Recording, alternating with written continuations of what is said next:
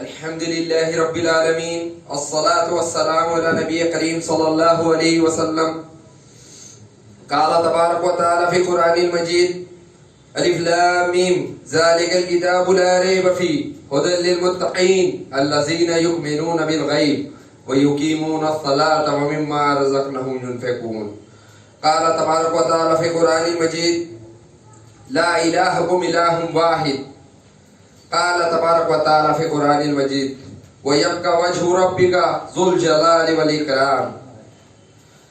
قال تبارك وتعالى في القرآن المجيد: كنتم خير أمة أخرجت للناس تأمرون بالمعروف وتنهون عن المنكر وتؤمنون بالله. قال رسول الله صلى الله عليه وسلم: انما اعمال بالنیات. تمام تعریف اس اللہ رب العالمین کے لیے جو تمام جہانوں کا رب ہے اور تمام جہانوں کا پالنے والا ہے، اور درود محمد صلی اللہ علیہ وسلم پر جن کو اللہ رب العالمین نے تمام انسانیت کے لیے رحمت للعالمین بنایا. اللہ رب العالمین نے قرآن میں تمام انسانوں کے لیے ایک قانون بنا کے دیا جس سے ایک انسان اپنی دنیاوی زندگی تو سدھار ہی سکتا ہے، ساتھ میں اپنی آخرت کس طریقے سے سدھارنی ہے وہ تمام قوانین اللہ رب العالمین نے ہمیں قرآن میں بتائے. اور اللہ رب العالمین نے قرآن کی اتباع میں ہمیں بتایا: الف لام میم ذالک الکتاب لا ریب فیہ ھدی للمتقین، کہ بے شک یہ کتاب اس میں کوئی شک نہیں، ہدایت ہے، لیکن کن کے لیے؟ جو متقین ہیں، جو پرہیزگار ہیں، جو ایمان لاتے ہیں غیب پر اور نماز کو قائم کرتے ہیں، اور جو ہم نے ان کو رزق دیا ہے اس میں سے کھاتے ہیں اور بانٹتے ہیں، اور پہلے کی کتابوں پر بھی ایمان رکھتے ہیں. یہ صفاتیں اللہ رب العالمین نے قرآن میں ایک ایمان والے کی بتائی، اور دیگر آیات میں اللہ رب العالمین نے دیگر صفاتیں بتائی، جیسے واطیعوا اللہ واطیعوا الرسول، کہ ایمان والے وہی ہیں جو اللہ کی اطاعت کرتے ہیں اور اللہ کے رسول صلی اللہ علیہ وسلم کی اطاعت کرتے ہیں.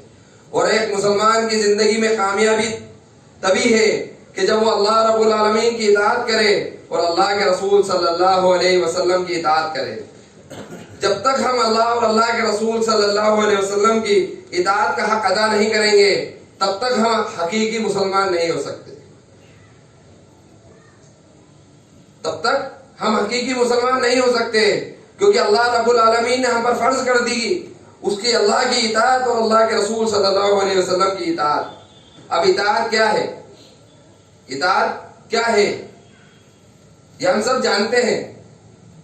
لفظی معنی میں، لغوی معنی میں سب الگ مسئلہ ہے، لیکن ایک جنرل وے میں سب مسلمان جانتے ہیں کہ اللہ رب العالمین کا جو حکم ہے اس حکم کی فرما برداری کرنا، اور اللہ رب العالمین کا حکم اپنی جان، اپنی مال اور اپنے وقت سے زیادہ مقدم رکھنا، یہ اللہ کی اطاعت ہے.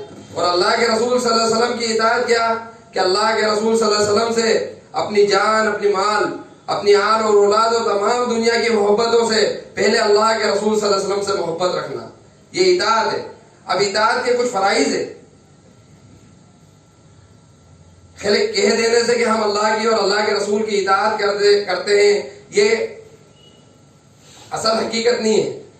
اصل حقیقت تو یہ ہے کہ ہم اپنی اعضاؤں سے، اپنے عملوں سے یہ ہم دکھاتے ہیں کہ ہاں ہم اللہ کے رسول صلی اللہ علیہ وسلم کی اطاعت کرتے ہیں، اللہ کی اطاعت کرتے ہیں، تب ہم اصل اطاعت کرنے والے ہوں گے۔ کہہ دینے سے تو ہم مسلمان ہیں، تمام لوگ مسلمان ہیں، لیکن ایک بھیڑ میں ایک مسلمان کو کھڑا کریں جو اللہ اور اس کے رسول کی اطاعت کرنے والا ہے، تو وہ 1,00,000 کے مجمع میں بھی الگ پہچاننے میں آئے گا۔ کیوں پہچاننے میں آئے گا؟ کیونکہ اگر اس کے دل میں اصل محبت اللہ کے رسول صلی اللہ علیہ وسلم کی ہے تو اس کی زندگی اللہ کے رسول صلی اللہ علیہ وسلم کے حساب سے ہوگی، اور اس کا حلیہ اللہ کے رسول صلی اللہ علیہ وسلم کے حساب سے ہوگا، اس کا رہن سہن اللہ کے رسول صلی اللہ علیہ وسلم کے حساب سے ہوگا کہ کس طرح میرے نبی صلی اللہ علیہ وسلم رہتے تھے، کیا ان کا لباس ہوا کرتا تھا، کیا ان کا طریقہ ہوا کرتا تھا۔ جب ایک مسلمان کی زندگی میں یہ چیز آئے گی تو وہ مسلمان 1,00,000 میں بھی پہچانا جائے گا۔ یہ اصل اطاعت ہے۔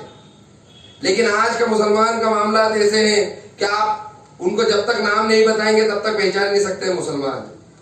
یہ ہمارے ایمان کی کمزوری ہے، یہ ہمارے ایمان کی کمزوری ہے۔ اور اصل چیز اس دنیا میں جو ہے، جو پچھلے خطبے میں بات ہوئی کہ اصل جو چیز اس دنیا میں ہے وہ ایمان ہے، کہ اللہ رب العالمین تمام گناہوں کو ایک پلڑے میں رکھ دے گا اور ایمان کو ایک پلڑے میں رکھ دے گا تو وہ تمام کے تمام گناہوں پہ بھاری ہو جائے گا۔ یہ ایمان جو جنت میں لے کے جائے گا، یہ ایمان جو جنت میں لے کے آئے گا، جو اصل اللہ کو مطلوب ہے۔ اب ہمارے دل میں وہ ایمان ہے کہ نہیں ہے کہ ہم خود اپنا محاسبہ کریں کہ ہمارا ایمان کیا ہے۔ ہم اللہ کے رسول صلی اللہ علیہ وسلم کی کتنی اطاعت کرتے ہیں، کیونکہ ہم پہ فرض کر دی گئی ہیں یہ 2 چیزیں، یہ ہمارے ایمان میں شمار ہے۔ اور ایمان کے تقاضے ہیں کہ جب تک ہم اگر پورا تقاضے پہ نہیں چلیں گے ہم ایمان والے نہیں ہو سکتے۔ خالی ہم ہمارے دل کو کتنا ہی بلاوا دیں اور شیطان ہمیں کتنے ہی گمراہی میں اور وسوسے میں ڈال دے کہ ہاں ہم مسلمان ہیں، ہم اہل توحید ہیں۔ مثلاً کہ اللہ کے رسول صلی اللہ علیہ وسلم کی داڑھی مبارک ہوا کرتی تھی، لیکن آج ہمارے کیا معاملات ہیں؟ ہم دنیاوی مصلحت کو دیکھ کے ہماری داڑھی کٹا دیتے ہیں، ہم گھر کے معاملات کو دیکھ کے ہماری داڑھی کٹا دیتے ہیں، حتیٰ کہ ہمارے اوپر غیروں کی ہیبت اتنی غالب آ چکی ہے کہ ہم اللہ کے رسول صلی اللہ علیہ وسلم کی محبت کو کمتر آ کے ان کی ہیبت کو غالب لا کے ہماری داڑھی کٹوا دیتے ہیں۔ اب اس چیز خالی ایک داڑھی کے مسئلے سے انسان کیسے کفر میں چلتا ہے؟ داڑھی رکھنا فرض ہے کیونکہ اللہ نے کیا کیا، وَأَطِيعُوا اللَّهَ وَأَطِيعُوا الرَّسُولَ، اور اللہ کے رسول کی حدیثیں بھی ہیں کہ اس کو معاف کر دو۔ اب اس میں کفر میں کیسے جاتا ہے ایک انسان؟ یہ کبھی سوچتا نہیں ہو۔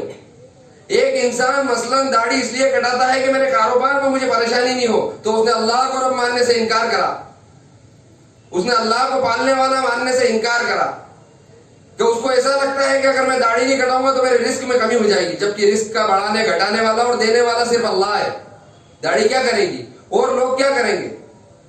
وہ سوچتا ہے کہ اگر میں نے داڑھی نہیں رکھی اور داڑھی رکھ لی تو میرے سارے معاملات خراب ہو جائیں گے، میری بیوی ناراض ہو جائے گی، نعوذ باللہ۔ مطلب اللہ کی محبت کمتر دنیاوی محبت سے، کہ اگر بیوی ناراض ہو جائے گی تو اللہ کو ناراض کرنا مقدم سمجھتا ہو کہ کوئی بات نہیں، اللہ ناراض ہو جائے گا، غفور رحیم ہے، معاف کرنے والا ہے۔ اور اللہ رب العالمین نے ایک عبارت لکھ دی ہے لوہے محفوظ پہ، صحیح مسلم کی روایت ہے کہ میری رحمت میرے جلال پہ غالب ہے۔ نہیں تو اللہ کافروں کو ایک بوند پانی نہیں دیتا، اور اللہ سے زیادہ برداشت کرنے والا کوئی نہیں ہے کہ لوگ اس کو گالی دیتے ہیں، نعوذ باللہ، لوگ اس کو گالی دیتے ہیں، اس کے لیے بیٹا مقرر کرتے ہیں، لیکن اللہ پھر بھی رزق میں کمی نہیں کرتا، وہ رب ہے۔ تو جب میدان محشر لگے گا تو وہ رب العالمین جو یہاں رحمت کی صفات ہمارے کو دکھا رہا ہے، وہ اپنے قہار اور جبار کی صفات بھی لے کے بیٹھے گا عرش اعظم پہ۔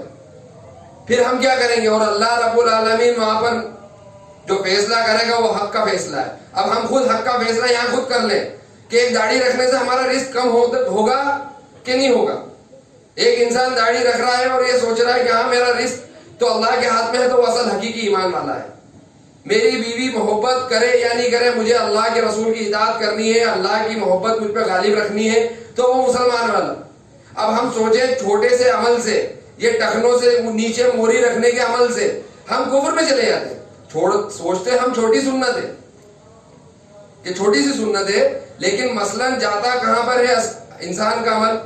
کفر کی طرف۔ تو ہم غور و فکر کریں. ہم نے غور و فکر کرنا کم بند کر دیا.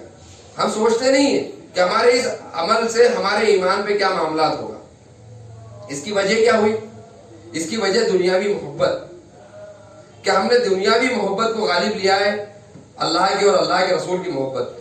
ہم دنیاوی عیش و آرائش کی زندگی میں اتنے ملوث ہو گئے کہ ہمیں کچھ سمجھ میں نہیں آیا. بس ہم نے یہ حقیقی مقصد بنا لیا کہ ہمیں دنیا میں کیسے کامیاب ہونا ہے. لیکن اصل کامیابی اللہ رب العالمین نے قرآن میں ہمیں بتا دی کہ اصل کامیابی وہ ہے کہ جہنم سے بچا لیا گیا اور جنت میں داخل کر دیا گیا. وہ اصل کامیابی ہے. لیکن ہم نے اصل کامیابی ہمارا مقصد پھر چینج کر لیا. پھر یہ اللہ کی آیت کا انکار کیا کہ ہمیں اصل کامیابی اور اصل مقام دنیا میں چاہیے کہ میرا بہترین عیش و آرائش والا معاملات ہو، میرے کوئی تکلیفیں نہیں آئے. جبکہ اللہ نے بقدر مقدر تمہاری تکلیفیں اور تمہاری روزی اور تمہارا پیسہ اور ہر چیز مقدر میں لکھ دیا ہے. ہم محنت اس چیز پہ کرتے ہیں جو ہمارے بس میں نہیں ہے. اصل چیز یہ، اور اصل محنت جس پہ کرنی ہے ہم نے وہ چھوڑ رکھی ہے. جو اللہ رب العالمین نے جنت اور جہنم کا معاملہ بنایا ہے وہ محنت پہ بنایا ہے. انسان جیسی محنت کرے گا اللہ کل اس کو اس کا اجر دے دے گا. دنیاوی معاملات تو اللہ نے ایک سنت کے مطابق چلایا ہے، اس میں بھی عمل ہے، اس لیے وہ سنت کے مطابق چل رہا ہے. جیسے آج ہمارا کاروبار پہ تجارت پہ جانا، اگر ہم طریقہ اللہ کا اختیار کریں گے. اللہ کا طریقہ کیا کہ اللہ نے جیسے شعیب علیہ السلام کو بولا کہ ناپ تول میں کمی نہیں کریں، ان کو بولو لوگوں کو. اگر ہم اس طریقے سے چلیں گے تو یہ ہماری عبادات ہے، یہ ہماری عبادات ہے، عبادات میں شمار ہوگا. تو ہر چیز ہماری اس مقصد کے تحت چل رہی ہے، چاہے وہ دنیاوی زندگی ہو چاہے ہمارے دنیا میں کوئی بھی معاملات ہو. اگر ہم نے اس کو حکم ربی اور نبی کریم صلی اللہ علیہ وسلم کے طریقے سے چلایا تو ہمارا معاملات آخرت کے معاملات میں بدلے گا. اور ہم نے وہ ہماری نفسانی تقاضات پہ چلایا جو ہماری نفس امارہ ہمارے کو اکساتی ہے کہ یہ کر تو اس میں تیرے کا فائدہ ہے، اور ہماری نفس کو سکون ملتا ہے، روح کو سکون ملتا ہے. جیسے بعض لوگ کہتے ہیں کہ ہمیں موسیقی سننے سے بہت سکون ملتا ہے، یہ کہتے ہیں لوگ، مسلمان بھی کہتے ہیں نعوذ باللہ، جبکہ اللہ رب العالمین نے سکون تو اپنے ذکر میں رکھا ہے. تو اصل مسئلہ یہ ہے کہ انسان کی کامیابی کیسے ہو، کیسے وہ کامیاب ہو جائے دنیا میں بھی اور آخرت میں بھی. وہ کامیاب تب ہوگا کہ جب وہ اپنے آپ پہ غور کرے گا، اپنے ایمان کے تقاضے. چھوٹا سا کلمہ جنت میں لے جا رہا ہے، اور جنت بھی کیا جنت، 2 جنتیں ملے گی، اور ایک جنت کی سائز اس دنیا سے 10 گنا بڑی.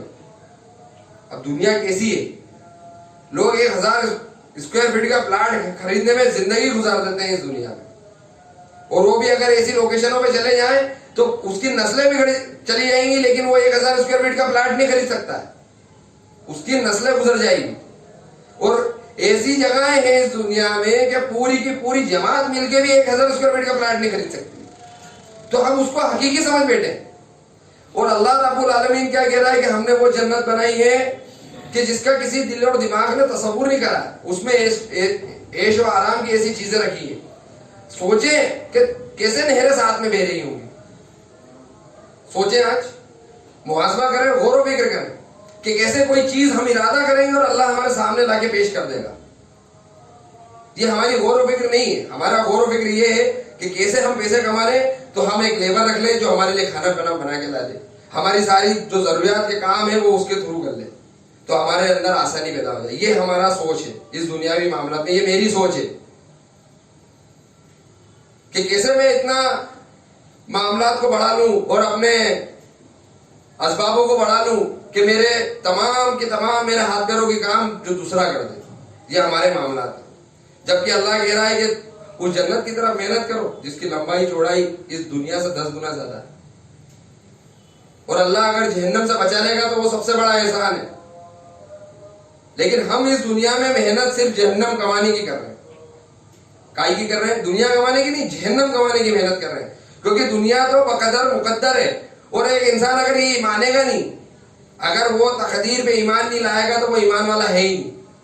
اب ہم دنیا کو تقدیر پہ ایمان نہیں لا کے اور دنیا میں اپنا معاملات ایسا کر رہے ہیں تو ہم کیا کر رہے ہیں؟ ہم تقدیر کا انکار کر رہے ہیں. ہم تقدیر کا انکار کر رہے ہیں. لیکن ہمیں کچھ سمجھ میں نہیں آتا. کیوں نہیں آتا ہے؟ کیونکہ ہمارا دل اور دماغ دین کی طرف ہے نہیں. ہم کتاب کھول کے دیکھتے نہیں ہیں. بمشکل جماعت میں کچھ لوگ ہوں گے جو پڑھتے ہیں, اور ہمارا معاملہ تو یہ ہے کہ وہاں پر بھی آرٹیفیشل کام, کہ کوئی مسئلہ آیا تو خود نہیں پڑھیں گے, کسی دوسرے کو کہیں گے کہ تو پڑھ کے مجھے یہ مسئلہ بتا. تو بھائی جنت کیا اس کے لیے ہی ہے کہ دین کا کام اس کے لیے فرض کر دیا گیا ہے چنندہ لوگوں کے لیے؟ نعوذ باللہ. یہ ہمارے معاملات ہیں, یہ حقیقی معاملات ہیں کہ آج ہمارے کو کچھ بھی مسئلہ پیش آیا, ہم اللہ کا کلام کھول کے نہیں دیکھیں گے. ہم کہیں گے کہ فلاں شیخ یہ ایسا ایسا مسئلہ آیا, پھر ہم دوسرے سے جا کے اس کی بحث کریں گے, پھر وہ کچھ نیا سوال لا دے گا, پھر واپس وہ بھاگ کے جائیں گے. یہ ہمارے معاملات. اس لیے آج شیطان ہمارے دل میں وسوسہ ڈال رہا ہے اور دیگر جماعتیں ہمارے پہ محنت کر کے چلی جاتی ہے. وجہ یہی ہے لا علمی, اور آرٹیفیشل علم لیتے ہیں, کسی نے دے دیا اس سے لے لیا. دلائل کے معاملات کہیں نہیں ہے ہمارے. تو یہ حقیقی ہمارے زندگی کا معاملہ چل رہا ہے, جبکہ اصل معاملہ یہ کرنا ہے کہ ہم کیسے اپنا ایمان کو بچا کے قبر تک لے جائیں, کہ اس ایمان کے تقاضے میں تینوں سوالوں کے جواب دیا جائیں گے. اور مطلب کیا دین دیا اللہ نے, غور و فکر کریں کہ اس سوالوں کو بھی بتا دیا, اس کے جوابوں کو بھی بتا دیا, ان سوالوں کو بھی بتا دیا, ان جوابوں کو بھی بتا دیا, اور ان جوابوں کا پتہ بھی بتا دیا کہ یہ جواب تمہیں کہاں ملیں گے. ابو داؤد کی روایت ہے کہ جب بندے کو قبر میں لٹا دیا جائے گا, منکر نکیر اس سے 3 سوال پوچھیں گے, تیرا رب کون ہے, تیرا دین کیا تھا, تیرا نبی کون ہے. کتنا آسان سوال کہ ہمارا رب اللہ ہے, ہم دن رات بول رہے ہیں, ہمارے نبی محمد صلی اللہ علیہ وسلم ہے, اور ہمارا دین اسلام ہے. تو کیا وجہ ہے کہ 1000 میں سے ایک جنتی ہے اللہ کے رسول کی حدیث کے مطابق؟ کیا فیصلہ ہے؟ اور اللہ کہہ رہا ہے کہ کچھ پچھلے والوں میں سے اور بہت کم اگلے والوں میں سے جنتی ہیں, اور دیگر لوگ ہیں وہ جہنمی ہیں. کیا وجہ کہ اتنا آسان کہ ہمارا رب اللہ ہے, ہمارا دین اسلام ہے, اور ہمارا نبی محمد صلی اللہ علیہ وسلم ہے. تو منکر نکیر پوچھیں گے تجھے کیسے معلوم, یہ جو جواب دینے والا بندہ ہے اس کے لیے کہ تجھے کیسے معلوم, تو اس نے وہ بولے گا کہ میں نے اللہ کی کتاب پڑھی, اس پہ ایمان لایا اور اس کو حق جانا. اب ہم بتائیں کہ ہم اللہ کی کتاب پڑھتے ہیں,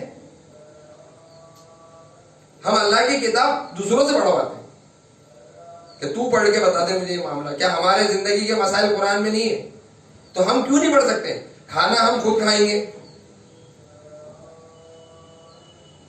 اور ہماری لگژری ہم خود اٹھائیں گے, دوسروں کو دیتے. تو دنیاوی معاملات میں تو ہم ہمارا خود کریں گے, اور آخرت کا معاملات کوئی ہمیں بنا کے دے دے. ایسا نہیں ہے, نانی کا گھر نہیں ہے جنت کہ منہ اٹھایا اور چلے گئے. اللہ نے وہاں پر پابندیاں لگائی. جبریل علیہ السلام کو جب دیکھنے کے لیے پہنچایا تو جبریل علیہ السلام نے کہا کہ ایسی جنت بنائی اللہ کے ہر نفس اس پہ جانے کی کوشش کرے گی. پھر جب پابندیاں لگائی اللہ رب العالمین نے, تو جبریل علیہ السلام نے کیا بولا, اللہ تیری عزت کی قسم مجھے تو ڈرے کہ ایک بھی نہیں جائے گا. تو ہلکی ہلکی جنت سمجھ رہے ہیں آپ. اور کیا ہے یہ وقفہ؟ چند روز کی زندگی ہے یہ. ابھی میں اگلے جمعے خطبہ دے کے گیا, آج خطبہ دینا آیا, مجھے ایسا محسوس ہو رہا ہے کہ کل جمعہ نکلا ہے. ایسے کتنے ہی جمعے نکل گئے ہمارے, ہمیں محسوس نہیں ہو رہا ہے وقت کا. وقت اتنی تیزی سے جا رہا ہے, اور یہ وقت ہی ہمارے لیے قیمتی ہے, باقی تو اور کچھ بھی نہیں ہے کہ ہم نے اس وقت میں کچھ کر لیا. تو اللہ کے رسول کی حدیث ہے, لیکن ہم نہیں کرتے. ہم محنت دنیا پہ ہی کرتے ہیں, اسبابوں پہ محنت کرتے ہیں کیونکہ اسبابوں کا یقین ہے. کبھی اللہ کے رسول صلی اللہ علیہ وسلم کی شفا کی سنت اپنائی, کبھی قرآن سے شفا حاصل کری, ڈائریکٹ ڈاکٹر کے پاس جاتے ہیں. کبھی صدقے سے بیماری کا علاج کرا ہم نے. ہمارا بچہ بیمار ہو, رات کو 1 بجے 2 بجے, نہ ہم سردی دیکھیں گے, نہ گرمی دیکھیں گے, نہ بارش دیکھیں گے, سیدھے ڈاکٹر کے پاس جائیں گے. یہ ہمارا سب کا معاملات ہے, یہ میرا خود کا معاملات ہے. 2 رکعت نماز پڑھ کے اللہ سے نہیں کہیں گے جو شفا دینے والا حقیقی رب ہے. بخار کی گولی آپ 2 لوگوں کو کھلاؤ, ایک پہ اثر کر رہی ہے, ایک پہ نہیں کر رہی ہے. اس کا کام ہے اثر کروانا, اس کی فزیکل پراپرٹی یہ ہے, لیکن کیوں نہیں کر رہی ہے وہ؟ کیا وجہ ہے کہ ایک کا تو بخار اتار رہی ہے اور ایک کا نہیں اتار رہی ہے,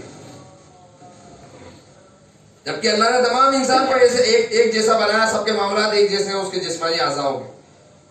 وجہ یہ ہے کہ اس کو اس کے اوپر تو کام کرنے کا حکم تھا اس کی رب کی طرف سے, اور دوسرے کے اوپر نہیں تھا, کیونکہ شفا کا مالک صرف اللہ ہے, گولی کچھ نہیں کر سکتی.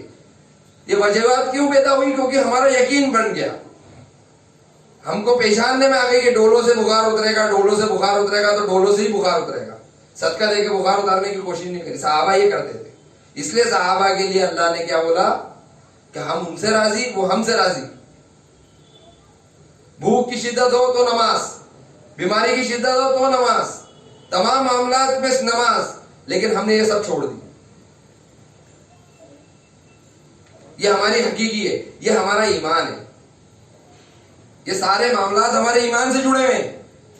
جس کو بچا کے جنت میں لے جانے، جو ہمارے کو پاسپورٹ بنے گا جنت میں لے جانے کا، وہ یہ ایمان ہے.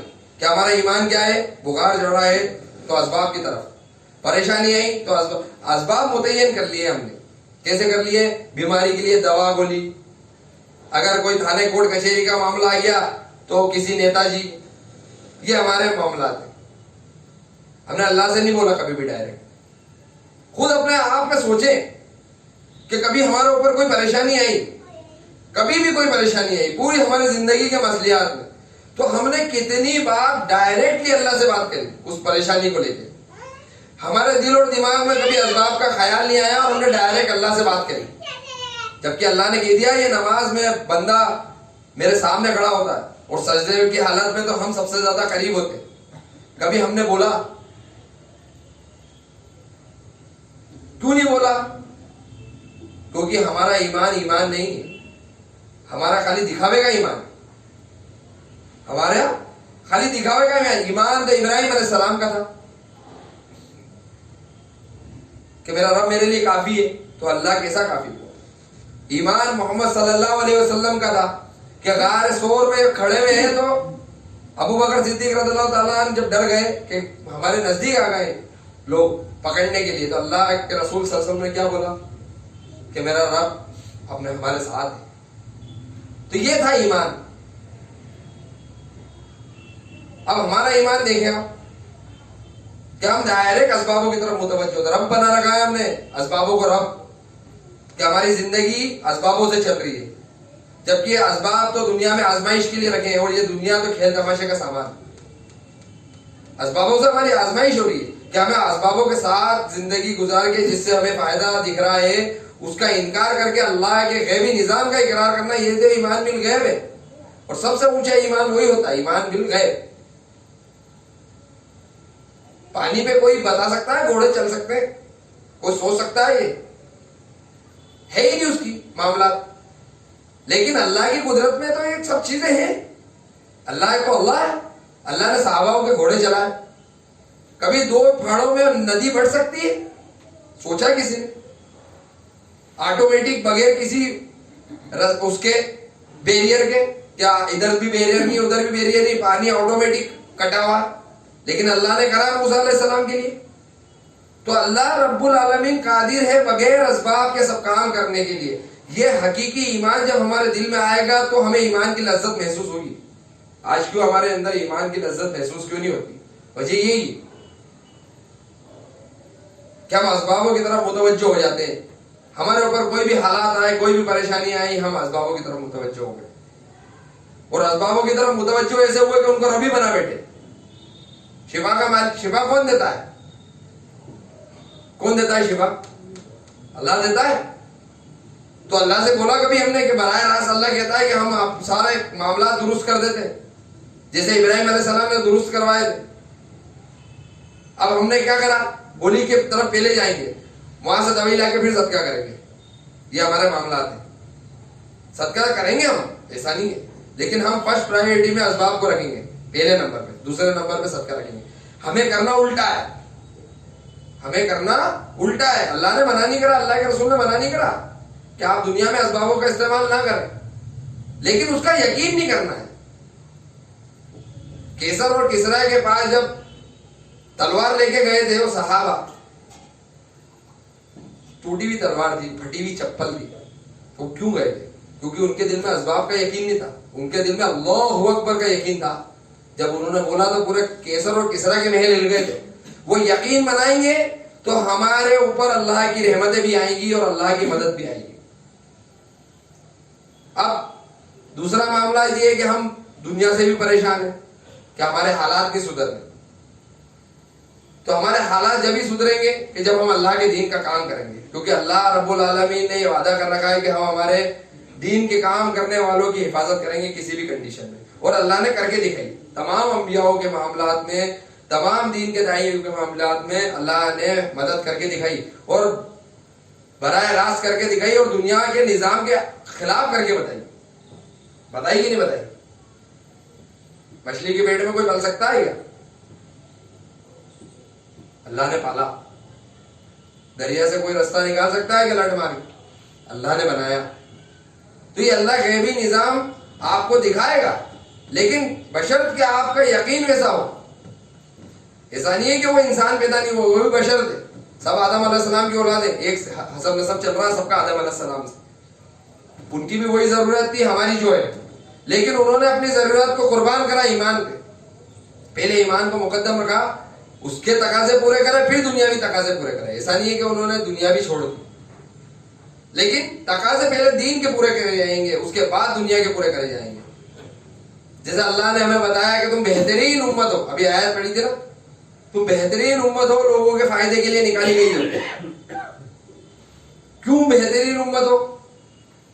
کچھ کام ہوگا جو بتایا اللہ نے کہ اگر تم یہ کرو گے تو بہترین امت ہو، نہیں تو کوئی بہترین نہیں ہو۔ ہم کہتے ہیں کہ مسلمان تو حکومت کرنے کے لیے پیدا ہوا، ہمارے عمل تو دیکھیں کہ ہمیں کوئی کام پہ رکھنے کو تیار نہیں، حکومت کریں گے ہم۔ پہلے کے زمانے میں دیکھو آپ کے ایمان کے تقاضے میں لوگ غیر ایمان والے مسلمان کی گارنٹی لیا کرتے تھے، آج تمام برائیاں مسلمانوں میں پائی جاتی ہیں کیونکہ منافقت آ گئی، وعدہ خلافی ہمارے اندر ہے، چوری چکاری ہم لوگ کرتے ہیں۔ آپ اٹھا کے دیکھیں، یہ پریکٹیکل بات ہے، حقیقی بات ہے کہ ہم چوری چکاری ہم کر لیتے ہیں، وعدہ خلافی ہم کر لیتے ہیں، احسان فراموشی ہم کر لیتے ہیں، وفاداری ہمارے اندر نہیں ہے، تمام برے کاموں میں ہم ملوث ہیں۔ پھر ہم حکمرانی کریں گے، ہمارے کو حکومت چاہیے، اور یہ کافر تو زبردستی ستا رہے ہیں، یہ ہمارے عمل کے بقدر ہے، یہ ان کی طاقت نہیں ہے ہمیں ستانے کی، یہ کافر جو پریشان کر رہے ہیں ان کی طاقت نہیں ہے ہمیں پریشان کرنے کی۔ اللہ رب العالمین نے قرآن میں کہہ دیا ہے کہ یہ تمہارے ہاتھوں کی کمائی ہوئی ہے، کافر سے اللہ کو کوئی لینا دینا نہیں ہے۔ یہ دنیا تو مسلمانوں کے لیے معاملات چل رہے ہیں، جس دن مسلمان نہیں رہے گا اس دن یہ اللہ ختم کر دے گا۔ قیامت جب ہی آئے گی جب آخری مسلمان بھی ختم ہو جائے گا، پھر کافروں پہ آئے گی، تو اللہ کو کافر سے کوئی لینا دینا نہیں۔ یہ سارے حالات جو بیچارے کافروں پہ آ رہے ہیں نا، وہ ہماری وجہ سے آ رہے ہیں۔ یہ جو زلزلے آتے ہیں، یہ جو سارے معاملات بنتے ہیں کہ ہم ہمارا کام پورا نہیں کر رہے، تو یہ پسا رہے ہیں، کیونکہ ان کو جہنم میں پسانا ہے۔ اللہ کیا کہہ رہا ہے کہ جو تم کام کرتے ہو اس کی بقدر تمہارے پہ پریشانی اور مصیبت آتی ہے۔ اب ہم کیا کام کرتے ہیں، ہم خود محاسبہ کریں۔ چوری چکاری ہم کرتے ہیں، برے کام ہم کرتے ہیں، حیا علیہ السلام پہ ہم نہیں جاتے ہیں، باتیں بٹولتے ہیں مسجد کے باہر کھڑے ہو کے، اور پھر وہیں سے چلے جاتے ہیں چائے پینے۔ یہ ہمارے معاملات ہیں۔ پھر پریشانی آئے کہ نہیں آئے؟ ہمارے رزق میں برکت نہیں ہو رہی ہے، کیسے ہوگی برکت؟ کہ حکم اللہ کا توڑا جا رہا ہے، نبی کریم صلی اللہ علیہ وسلم کی سنتیں دنیا کی خاطر چھوڑی جا رہی ہیں۔ تو یہ ہمارے معاملات ہیں۔ معاملات درست جب ہوں گے کہ جب ہم اس دین کی محنت کریں گے، ہمارے ایمان پہ محنت کریں گے، اور ایمان پہ محنت کریں گے، ایمان کی دعوت دینا ہے، ایمان پہ محنت کرنا ہے، ایمان کی دعوت چلائیں گے، ہمارے دل میں وہ بات پیدا ہوگی۔ یہ گارنٹیڈ بات ہے، یہ تجربے والی، کہ لوگوں نے جنہوں نے دین کی محنت کری ہے ان کا معاملات آخری معاملات ایمان پہ وصال ہوا ہے، اور اصل کامیابی یہی ہے، کیونکہ اس کا کام ہی یہی ہے، اس کا پرائم ٹارگیٹ ہی رہتا ہے کہ اللہ کے دین کی محنت کرنا۔ تو جب اللہ کے دین کی محنت کرے گا، اللہ سے قریب ہوگا، تو اللہ کی عبادت بھی کرے گا اور اللہ سے معاملات درست بھی کروائے گا۔ ہم دنیاوی محنت کرتے ہیں تو ہماری دکان، ہم جس پروفیشن میں رہتے ہیں اس میں بیسٹ ہو جاتے ہیں۔ یہ ہمارے معاملات کیوں ہو جاتے ہیں بیسٹ؟ کیونکہ ہم نے ہماری پوری صلاحیت اس پہ لگا دی۔ تو ہم اگر اپنی صلاحیت دین پہ لگائیں گے، دعوت پہ لگائیں گے، تو ہمارے معاملات درست نہیں ہوں گے۔ ہم کر کے دیکھیں یہ چیز، ایسا نہیں ہے آج سے ہی زیرو سے اسٹارٹ کریں، ہم کوشش کر کے دیکھیں کہ آج ہمارے کو ایمان بالغیب پہ میرے سب سے بڑی چیز ایمان ہے، اللہ کے توحید اور نبی کی رسالت، ان دونوں چیزوں پہ محنت کر کے دیکھیں، آج سے ہی چالو کریں۔ لوگوں کو توحید کی دعوت دیں، ایمان بالغیب کی دعوت دیں، توحید ربوبیت کی دعوت دیں، توحید ربوبیت کہ اللہ کے رب ہونے کی دعوت، اور غیب کے خلاف بات کریں، جو غیب کا معاملہ ہے اور جو دنیاوی معاملہ ہے اس کے اپوزٹ بات کریں تو آپ کے دل میں عظمت پیدا ہوگی اللہ کے رب ہونے کی. کیسے؟ سمجھ میں آیا؟ نہیں آیا؟ کہ آگ نہیں جلاتی ہے, اللہ رب العالمین اس کو جلانے کا حکم دیتا ہے جب جلاتی ہے. یہ بات کریں لوگوں سے اور ہمارے دماغ میں رکھیں وہ واقعہ ابراہیم علیہ السلام کا, تو ہمارے دل میں اللہ کی عظمت پیدا ہوگی. پھر ہم اللہ کو ویسا کفیل مانیں گے, ویسا وکیل مانیں گے جیسے ابراہیم علیہ السلام نے مانا. ایک آدمی روز یہ بات کرے گا اس کے دل میں پیدا ہوگی یہ عظمت, پھر اللہ اس کے معاملات بھی دکھائے گا. ایسا نہیں ہے کہ اللہ یوں چھوڑ دیتا ہے, نشانیاں دکھاتا ہے اللہ نشانیاں دکھاتا ہے. نبیوں کو کیوں دکھاتا ہے نشانیاں؟ تاکہ ان کا ایمان بڑھے ہو. نبیوں کا ایمان کیوں بڑھتا تھا؟ اس کی وجہ یہی تھی کہ اللہ رب العالمین غیبی نشانیاں دکھاتا تھا. موسیٰ علیہ السلام کا ایمان کیوں بڑھا؟ کون ہے جو آسمان سے بات کر رہا ہے؟ دیکھو اللہ اکبر. پہاڑ جلتا ہوا دیکھا انہوں نے, ازدے کو بنتا ہوا دیکھا لاٹھی سے, تو یہ اس سے ایمان بنا. ہم بھی اللہ کی توحید کی بات کریں گے, ایمان بالغیب کی بات کریں گے, چھپے ہوئے ایمان کی بات کریں گے. اللہ ہمارے کو نشانیاں دکھائے گا جس سے ہمارا ایمان مضبوط ہوگا, پختہ ہوگا. لیکن ہم اس طرف جاتے نہیں ہیں. یہ میں بہت آؤٹ آف کانٹیکسٹ بات کر رہا ہوں, لیکن غور و فکر والی بات ہے, کیونکہ اصل مقصد ہمارا ایمان بنانا ہے. ہم نشانیاں دیکھیں کیسے اللہ نے یونس علیہ السلام کو مچھلی کے پیٹ میں پالا, کیسے مریم علیہ السلام کو بغیر شوہر کے اولاد عطا کری, کیسے مریم علیہ السلام کو حاملہ ہونے پر اللہ نے پالا. پڑھا ہے واقعہ کسی نے؟ بہت کم. تو کیسے یقین بنے گا ہمارے اللہ پہ؟ کیسے ہم توحید پہ یقین بنائیں گے کہ ہم کو معلوم ہی نہیں ہے؟ بس یہ معلوم ہے مریم علیہ السلام کو عیسیٰ علیہ السلام ہوئے بغیر والد کے, سب کو معلوم. لیکن اللہ رب العالمین کے کیسے کرم تھا ان پہ اور کیسے معاملات ہوئے کہ ان کو بغیر والد کے اور بغیر خاوند کے اللہ رب العالمین نے ایک بیابان میں کس طریقے سے پالا. وہ جب ہم پڑھیں گے تو ہمیں معلوم پڑے گا, تو ہمارا ایمان بنے گا, تو ہم اس چیز پہ یقین بنا پائیں گے. پھر ہمیں پڑھنے کے بعد اس چیز پہ یقین بنانا ہے, اس چیز کی دعوت دیں گے نا تو ہمارے دل میں ایمان بالغیب جاگے گا, تو پھر ہم عمل پہ کھڑے ہوں گے. جیسے پھر وہ لوگ ہوئے جن کے سامنے جنت اور جہنم کھول کے رکھ دی جائے تو ان کے ایمان میں اضافہ نہیں کرے, یہ ان کے قول تھے. کیوں کہ اللہ کے رسول ہم نے آپ کی بات کو اس طریقے سے مان رکھا کہ جنگ میدان میں کہہ رہے ہیں کہ مجھے جنت کی خوشبو آ رہی ہے احد پہاڑ کے پیچھے. یہ یقین تھا, خوشبو نہیں آ رہی, لیکن یہ یقین تھا کہ میں شہید ہوں گا, میرے نبی نے مجھ سے وعدہ کرا, میرے رب نے وعدہ کرا, تو مجھے جنت نصیب ہوگی. اب ہمارا یقین کیا ہے کہ صبح کام پہ نہیں جاؤں گا تو میرا کاروبار نقصان ہوگا, میرے گراہک ادھر ادھر چلے جائیں گے. کوئی میٹنگ اٹینڈ کرنے چلے جاؤں گا دین کے معاملات کی, تو دکان کون کھولے گا؟ پھر دکان نہیں کھولیں گے تو جو اپنے جامع میں گراہ پہ کہیں دوسرے کی دکان پہ گئے اور اس نے کچھ اچھا معاملہ کر دیا تو وہ کل میرے پاس آئیں گے. یہ ہمارے معاملات, یہ ہمارا یقین ہے. اور یقین کیا ہونا چاہیے تھا کہ اللہ کے دین کا کام کروں, اللہ براہ راست میرا کام کیوں نہیں کرے گا؟ اور اللہ تو کہہ رہا ہے کہ جیسا حق ہے اللہ پہ یقین کرنے کا تم کرو. پھر اللہ کا حق کیا ہے کہ وہ تمہیں مغفرت دے. سب سے بڑی چیز مغفرت ہے, سب سے بڑی چیز تو یہ دنیاوی معاملہ درست نہیں کرے گا, سب سے بیسٹ دے رہا ہے. ایک والد اپنے اولاد کو اپنی جائیداد لکھتا ہے وراثت میں, ایک والد اپنی اولاد کو اپنی جائیداد لکھتا ہے تو اس میں تمام چیزیں آ جاتی ہیں اس وراثت میں, اس کی گاڑی, اس کے گھوڑے, اس کے تمام گھر کی عادت, سب وہ سامان, خالی بس وہ لکھتا گھر ہے کہ یہ جو مکان ہے یہ میرے اولاد کو میں وراثت میں دے رہا ہوں. ہوتا نہیں. اب اس میں الگ سے تو کوئی چیز نہیں لکھی ہوئی ہے. کیوں نہیں؟ کیونکہ وہ سب سے بڑی چیز ہے. وہ جو زمین کا ٹکڑا ہے, وہ جو گھر کا معاملہ ہے, وہ سب سے بڑا ہے. اس کے اندر کی چیزیں سب اس کے اندر آ جاتی ہے. تو جو اللہ رب العالمین کہہ رہا ہے کہ وہ اس کو ہماری رحمت ملے گی, ہماری مغفرت ملے گی, وہ سب سے بڑے معاملات ہیں. اس میں ہمارے دنیاوی معاملات بھی آ جاتے ہیں اور تمام معاملات آ جاتے ہیں. ہم اس کو چھوٹا جانتے ہیں, ہم اللہ سے دنیاوی معاملات مانگتے ہیں. ربنا آتنا فی الدنیا, بس یہاں تک ہے ہمارا معاملہ. یہ اصل حقیقت ہے, اصل حقیقت ہے. یہ میری خود کی حقیقت بتا رہا ہوں میں آپ کو, کسی کا معاملہ دوسرے کا نہیں. یہ اصل حقیقت میری ہے. جتنی بھی باتیں ہوں کہ ہم مانگتے ہیں ربنا آتنا فی الدنیا, آگے کا معاملہ درست کرنے کے لیے تو محنت کرنی پڑے گی نا. تو یہ کیسے کریں؟ کہ دنیا چھوڑنی پڑے گی. چھوڑنے کا نہیں بولا ہے اللہ نے, وقت کو کاٹنا پڑے گا, وقت دینا پڑے گا اس کو. اور اللہ رب العالمین کسی کی محنت کو ضائع نہیں جان دیتا ہے. جیسا اپنوں نے دیکھا ہے کہ 100 سال تک تنظیموں نے محنت کری تو آج غالب آ گئی. انہوں نے مسلسل محنت کری. ہم ہمارے ایمان پہ محنت کریں گے, ہم بھی غالب آئیں گے. قبر بھی ہماری باغ بنے گی اور جنت بھی ملے گی. تو اس کا فنڈا یہی ہے بس کہ ایمان بالغیب کی دعوت دیں لوگوں کو, اصلاح کریں لوگوں کی.